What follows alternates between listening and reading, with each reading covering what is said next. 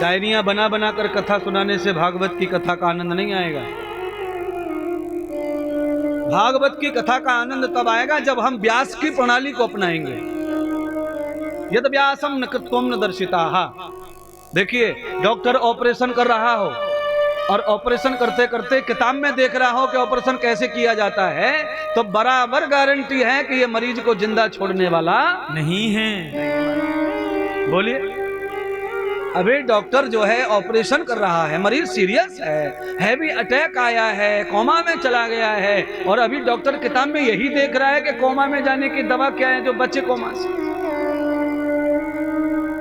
व्यासपीठ पे बैठने वाला वक्ता अगर कथा सुनाते समय किताब और डायरियों का सहारा लेता है तो ये ऑपरेशन कभी सक्सेस होने वाला नहीं है।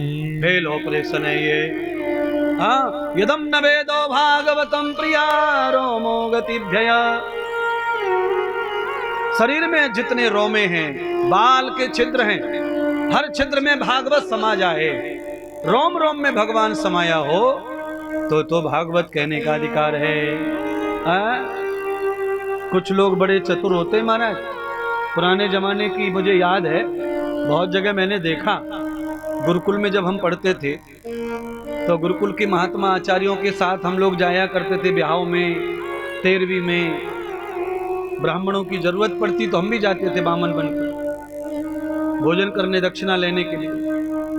वहां देखते थे महाराज, 100 लीटर पानी, उसमें डाल दी बर्फ, 10 किलो शक्कर, और उसमें आधा सा बोतल एक लाल सा पानी डालते थे पूरा। फिर लो बरातियों को शरबत लो जी, शरबत लो जी, शरबत लो जी, रू अफ़ज़ा जी, रू अफ़ज़ा जी, फलाना जी, जीजा जी, फलाने जी, ढिकाने जी। पानी में लाल रंग डाल के पूरी बारात तृप्त हो गई महाराज। ये ध्यान समझ लीजिए मैं क्या कह रहा हूं। जैसे लेस मात्र इतना सा शरबत डालकर पूरी बारात को पिला दिया, नकली पानी, ऐसे ही थोड़ी थोड़ी कुछ कुछ कथाएं याद करके नकली नकली शरबत पिला करके समाज को उल्लू बनाया जा रहा है। समाज को असली रस पीने को मिलता नहीं है, तो कलयुग में कैसे उद्धार होगा आप ही बताइए। अभी जैसे वैक्सीन आई है ना, ऐसे नकली वैक्सीन भी बन रही हैं और लोग असली समझकर उसे भी लगवाएंगे महाराज। हाँ, असली समझ के उसे भी लगवा लेंगे। कोई कथा कहता है ये पता चल जाए समाज में तो सब लोग आते इलाज करवाने डॉक्टर के पास। इसीलिए ही हिंदू धर्म खतरे में है, इसीलिए वैष्णव धर्म खतरे में है, इसीलिए भागवत का ज्ञान खतरे में है, इसीलिए भागवत की प्रचार परंपरा खतरे में है। क्यों? 8वीं 9वीं 10वीं 11वीं पढ़े लिखे भागवत आचार्य बने फिर रहे।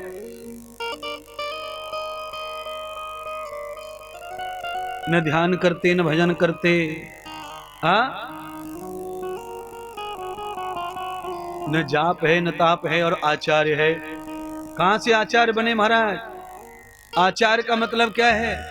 न चरैति गतम भूत्या। आचार्य का मतलब है जिसका चरित्र कभी भी कमजोर न पड़ा हो उसे आचार्य कहते हैं। और आचार्य जी चरित्र से इतने कमजोर हैं कि मुंह में ही तंबाकू रखा हुआ व्यास जी के, सीधे हाथ में जबड़ी दाढ़ में तंबाकू लगा के कथा चल रही है। बोलिए विष्णु भगवान की, कृष्ण भगवान की, रामचंद्र भगवान की, सब भगवानों की जय हो गई व्यास जी के द्वारा। तंबाकू के साथ जय निकल रही है। ना कृष्ण जय ले रहे हैं ना राम जी जय ले रहे हैं, क्योंकि उन्हें पता है तंबाकू है कैंसर वाली जय है। अब बोलिए कैसे उद्धार होगा समाज का और व्यास जी का? थोड़े से लालच में, दक्षिणा परिवार को चलाने के लालच में आदमी न जाने कितने अधर्म कर रहा है। तयो धर्म रक्षिताम धर्मो वृद्धि समाहित।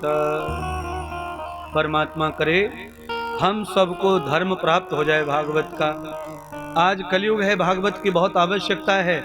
डॉक्टर महेंद्र वर्मा जी के द्वारा ये जो कार्य हुआ है, अपने पेट से काटकर जो धन बचाकर इस कार्य को लगाया गया है, तो इन 7 दिनों में कलयुग नहीं सतयुग का जन्म हो जाएगा क्षेत्र में। न जाने कितने सारे लोग सतयुगी हो जाएंगे, कितने लोग त्रेतायुगी हो जाएंगे महाराज। जितनी देर हम भागवत जी में बैठते हैं उतनी देर हम सतयुग में रहते हैं। अच्छा बोलो, आप सब लोग ईमानदारी से बताना, आप अपने घर पे परसों ताली बजाए थे एक बार भी? नहीं। 8 दिन पहले? नहीं। अच्छा बोलो, आप अपने घर में ऐसे घुटने में घुटना दे के बैठे थे कभी? नहीं। यहां क्यों बैठ गए फिर? यहां कैसे बैठ गए बताओ? बार बार ताली बज रही है, घुटने में घुटना लगा के बैठे। अच्छा बोलो, इतने कस के बैठे हैं कि हवा भी ना निकल जाए इधर से उधर से, पैक कर लिया है। क्यों भाई, इतना प्यार कैसे हो गया?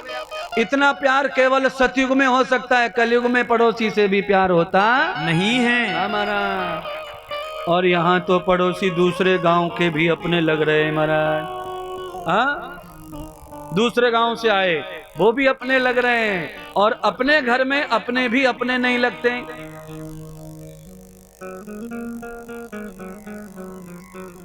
थोड़े दिन तो व्यास जी बड़े प्रसन्न रहे महाराज।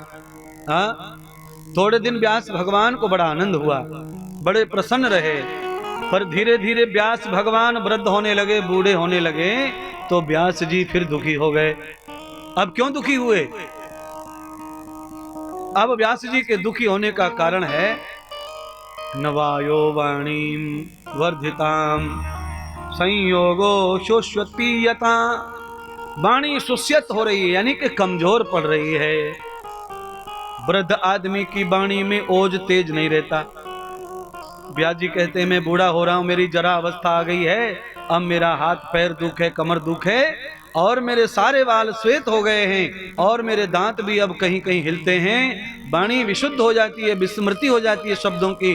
अब तो अपराध लगेगा कथा कहने में, कहीं कथा कोई गलत ना हो जाए। इसलिए हे भगवान, अब मुझे जवान कोई ऐसा शिष्य दे दो जो भागवत की कथा को, मेरे धर्म को आगे बढ़ाए। व्यास जी नाराज हो गए अपने जीवन से। क्या करूं, मैं बूढ़ा हो गया। व्यास जी बैठे सरस्वती नदी के किनारे, नारद जी भ्रमण करते हुए फिर आए। नारद जी ने देखा, महाराज अब क्या हो गया? कहा, नारद जी मेरी अवस्थाएं ऐसी हो गई हैं कि मैं अब कथा नहीं सुना सकता।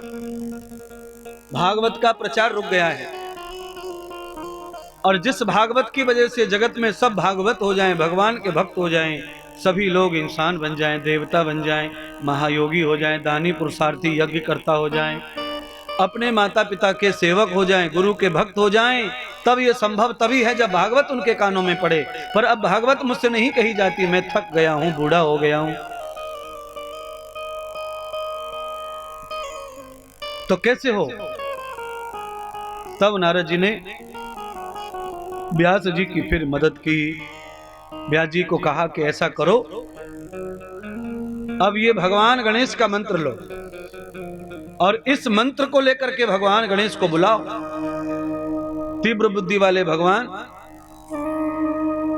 मेधा बुद्धि वाले भगवान, जिनकी लेखनी हमेशा शुद्ध लिखती है, जब भगवान गणेश प्रकट हो जाएंगे तो तुम्हारे द्वारा भागवत की रचना प्रारंभ हो जाएगी। आज भगवान व्यास जी गणेश जी का ध्यान कर रहे हैं। बोलिए गणेश भगवान की जय। गणेश भगवान प्रकट होकर व्यास जी से कहते हैं, कस्यम कारणम बंधौ बंधौ कारणम तथा। क्या चाहिए? इतने महान हो आप, और स्वयं नारायण प्रसन्न हो गए आपसे, समस्त लीलाएं दान करके गए हैं। और क्या चाहिए आपको? बोलिए व्यास जी, आप तो ज्ञानी हैं, सब देवता आपकी प्रशंसा करते हैं। तब भगवान व्यास गणेश जी का स्तवन करते हैं, उनको प्रणाम करते हैं और कहते हैं, गुरुदेव आप रिद्धि सिद्धि के और आप समस्त बुद्धियों के सिद्धि दाता हैं।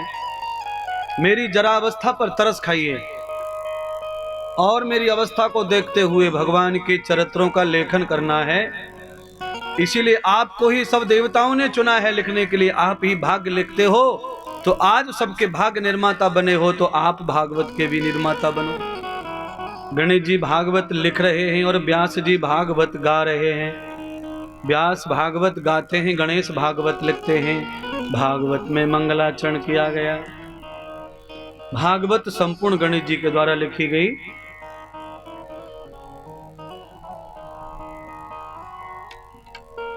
और जब भागवत की रचना हो गई तो भगवान गणेश अंतर ध्यान हो गए और व्यास जी पुस्तक भागवत के ग्रंथ को, पुराण को लेकर के पूजा करने लगे।